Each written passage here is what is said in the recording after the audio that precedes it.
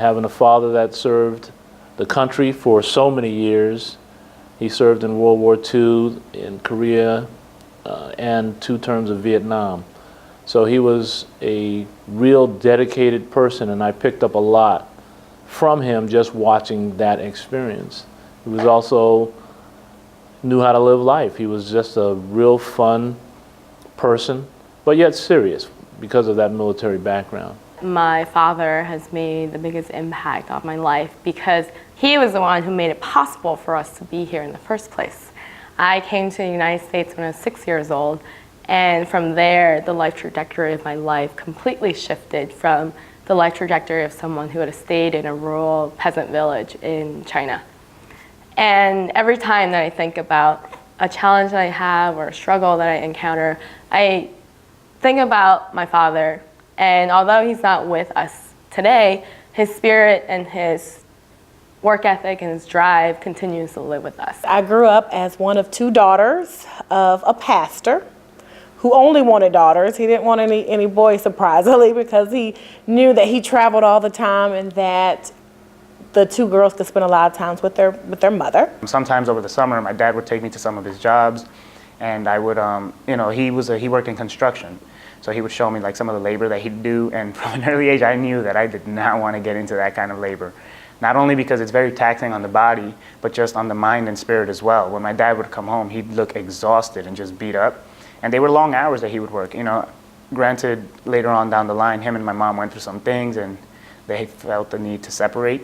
But I would never take away what my dad did growing up and like everything he did for us, especially when it came to providing a home for us, providing food for us, and stuff of that nature. What I learned from my dad is that it doesn't matter if I'm a woman. I can still do what I want to do.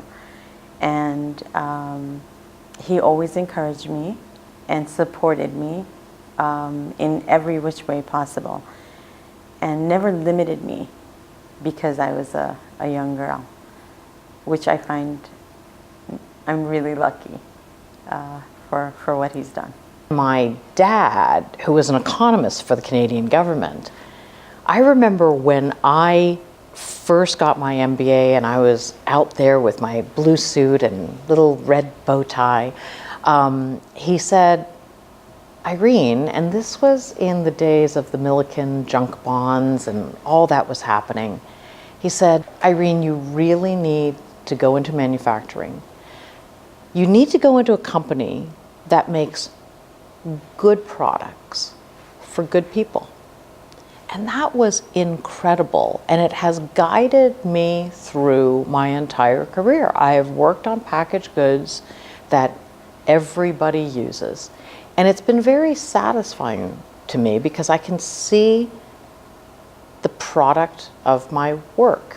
My dad and my mom came from Taiwan. They moved to Texas because my dad went to Texas A&M today, and he was doing a master's and a PhD in sort of sports science, kinesiology. And so when he did that, he actually accidentally got my mom pregnant. And so he finished his master's, but then now he has a daughter coming on the way, and he needed to make money. So he decided to start selling in a flea market, kung fu gear. So this is when Bruce Lee was getting popular. And so he literally sold things in a flea market. And from there, he obviously had to quit school, so he couldn't finish his PhD. And then from there, he met a nice, wonderful partner named Joe, and literally Joe from Texas. And then from there, he decided to go into selling pins. So this is hat tack pins. This is sort of American flag pins that the president wears.